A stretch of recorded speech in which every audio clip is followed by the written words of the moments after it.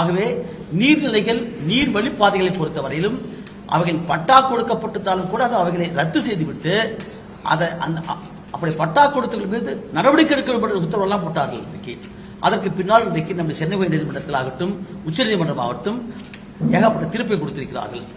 இங்கே அடையாறு ஆற்றை பொறுத்தவரையிலும் அதை மறு சீரமைப்பு கொண்டு வர வேண்டும் என்கிற வகையில ஒரு திட்டத்தை கொண்டு வந்து அதற்காக ஒரு 747 கோடி ரூபாய் 42 கிலோமீட்டருக்கு ஆக இருக்கக்கூடிய வழிகளில ஆக்கிரமிப்பை அகற்ற வேண்டும் என்று சொல்லக்கூடிய பொதுவான திட்டத்தை போட்டுவிட்டு அதை நடைமுறைப்படுத்துகிற போது ஏற்பட்டிருக்கிற சிக்கல் தான் உண்டு.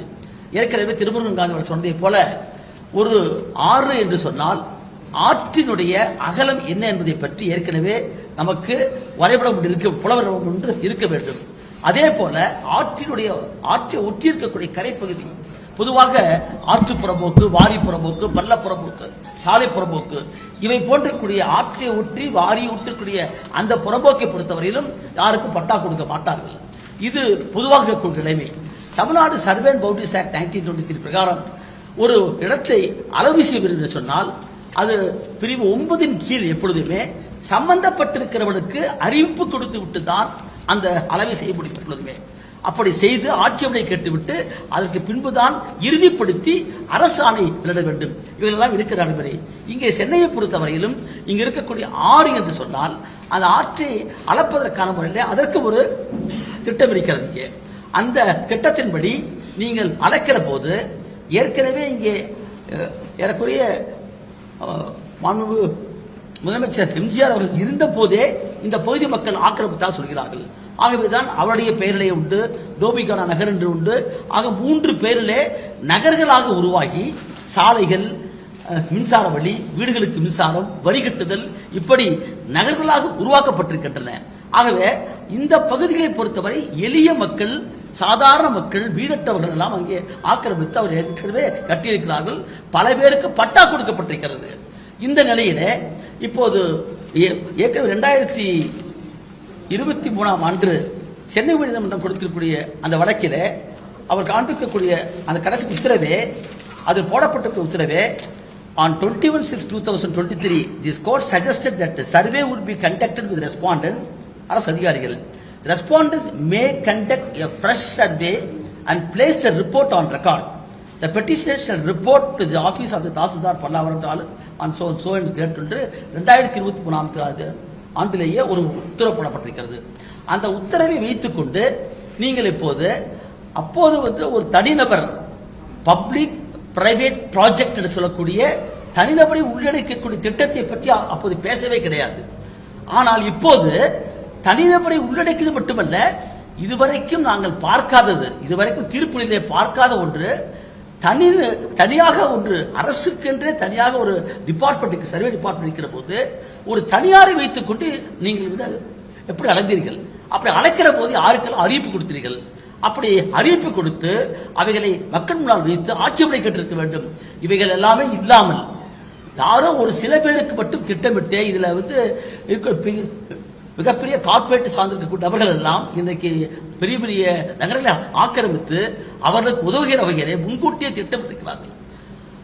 மும்பை போன்ற இடங்களில் கிரேட்டர் மும்பை என்ற பகுதியில் என்று சொல்லி ஏறக்கூடிய அங்கு இருக்கிற ஸ்லம்களை முக்கால்வாசி அழித்தே விட்டார்கள் அங்கு இருக்கக்கூடிய கார்பரேட்டுகள்.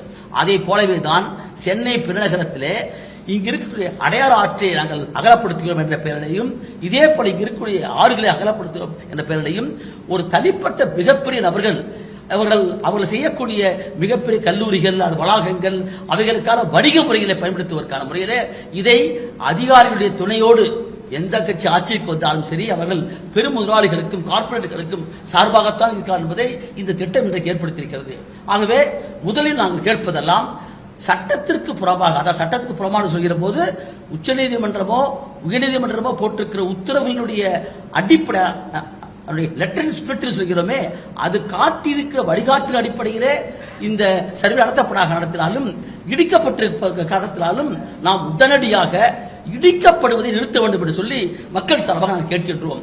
அடுத்தபடியாக நீதிமன்றத்தின் கண்காணிப்பிலே இதற்குரிய சுற்றுப்புற சொல்லாளர்கள், மனித உரிமை போராளிகள், அங்கிருக்க மக்கள் மற்றும் அதிகாரத்தை சேர்த்து வைத்து ஒரு குழுவை போட்டு நீதிமன்றத்தின் கண்காணிப்பில் எது அடையாறு ஆறு என்பது ஆற்றின் கரை இந்த அளவுக்கு இருக்கிறது.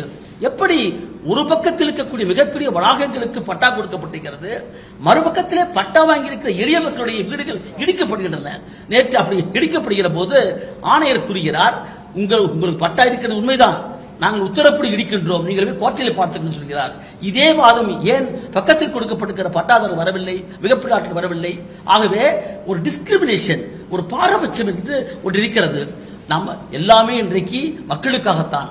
அடிப்படை மக்களுக்கு வீடு கொடுப்பது என்பது அரசின் கடமை. அது அந்த அடிப்படையிலே மக்கள் அப்படி ஆக்கிரமிப்பு தான் கூட அவர்கள் மறுகுடியிருப்பு செய்வதற்கான முறையிலே திட்டம் போட்டு அவர்கள் செய்ய வேண்டும். ஒரு திட்டத்தை அறிவித்திருக்கிறார்கள், ஆனால் முறையானபடி அறிவிக்கவில்லை. ஆகவே அடையாறு என்பது அந்த ஆற்றினுடைய கரை, இரு கரைகள்.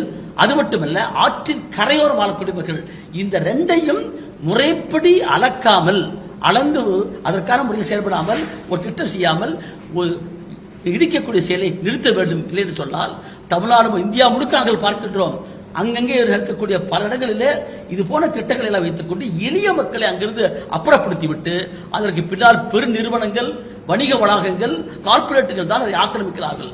ஆகவே இது மக்களுக்கு எதிரான என்ற முறையில் நாம் இன்றைக்கு முதலமைச்சர் அவர்களுக்கு பார்த்து கேட்டுக்கொள்வோம்.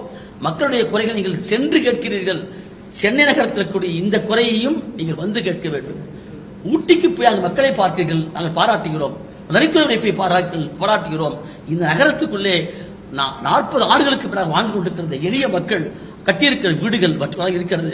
இவைகளை எல்லாம் இங்க இருக்கக்கூடிய எதிர்க்கட்சிகள் மற்றும் இருக்கக்கூடிய முக்கியமான சுற்றுப்புற சூழல்கள் வைத்துக் கொண்டு வந்து உடனடியாக இடிப்பதை நிறுத்த வேண்டும்.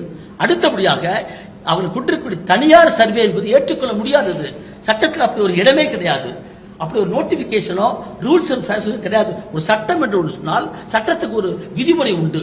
ஆகவே அப்படி ஒரு விதிமுறையே இல்லாத ஒரு சர்வேயை கொண்டு வந்து எப்படி நீங்கள் போட முடியும்? அது மட்டுமல்ல, இதற்கு முன்பாக தனிநபர் குழு, பிரைவேட் பப்ளிக் ட்ரஸ்ட் சொல்லக்கூடிய விஷயத்தில் எப்படி பிரைவேட் வந்தாலும் அதற்கான அடிப்படையே இல்லை, இதுவரைக்கும் எங்கேயும் சொல்லப்படவில்லை. ஆகவே இது சட்டத்திற்கும் இயற்கை நீதிக்கும் புறமானது என்ற முறையிலே அதற்குள்ளார விஷயங்கள் நான் போகிறேன். ஏன்னா கோர்ட்டில் வந்து பேச வேண்டியிருக்குது. இப்பொழுது இது சட்டத்தை அடிப்படை இயற்கை நீதிக்கு புறம்பாக இருக்கிற காரணத்தினால் இடிப்பதை நிறுத்த வேண்டும். முதலில் இடிக்கப்பட்டிருக்கிற வீடுகளுக்கு மீண்டும் அவர்களுக்கு குடியமர்த்துவதற்கு ஏற்பாடு செய்ய வேண்டும். அடுத்தபடியாக முறையான சர்வே, அது ஆற்றை அளப்பதற்காக இருக்கக்கூடிய அந்த சர்வே ஆகட்டும், அல்லது நீங்கள் சொல்லக்கூடிய சர்வே ஆகட்டும், ஜிபிஎஸ் போட்டு அளக்கிறேன்னு சொல்றீங்க. ஜிபிஎஸ் சர்வே என்பது it is not a conclusive proof according to the settled law. GPS என்பது இன்றைக்கு வரைக்கும் அரசோ அது ஒரு முடிவான சாட்சியம் என்று ஏற்றுக்கொள்ளப்படவில்லை. ஆகவே அதை ஏற்றுக்கொள்ள முடியாது. ஆகவே நீதிமன்றத்தின் கண்காணிப்பில் அரசு இது உள்ளடக்கிய மக்கள், சுற்றுப்புற சூழல்கள் மற்றும் இது வந்து ஆறு என்பதை காப்பதற்காக போராடுவர்கள் தான் இவர்கள் நாங்கள் எல்லோருமே. ஆகவே நீர்வழி பாதைகள், நீர்நிலைகளிலே ஆக்கிரமிப்பை அகற்றுவதிலே மாறுபாடுக்கான கருத்தே கிடையாது. ஆனால் அதை உச்சநீதிமன்றத்துடைய உத்தரவை என்று தனக்கு சாதகம் வைத்துக் கொண்டு அந்த guise of the order of the supreme court and high court some states are playing foul game என்பதுதான் என்னுடைய கருத்து. ஆகவே உடனடியாக நிறுத்தப்பட வேண்டும், மறு அளவைக்கு உட்படுத்த வேண்டும். அந்த மறு அளவைக்கான சரியான வரையறைகள் என்று கொடுக்கப்பட வேண்டும். நீதிமன்ற கண்காணிப்பில் சுற்றுப்புற சூழல், மக்கள் மற்றும் மனித உரிமை போராளி வைத்துக் கொண்டு ஒரு குழு அமைத்து செய்ய வேண்டும் என்பது என்னுடைய கோரிக்கை.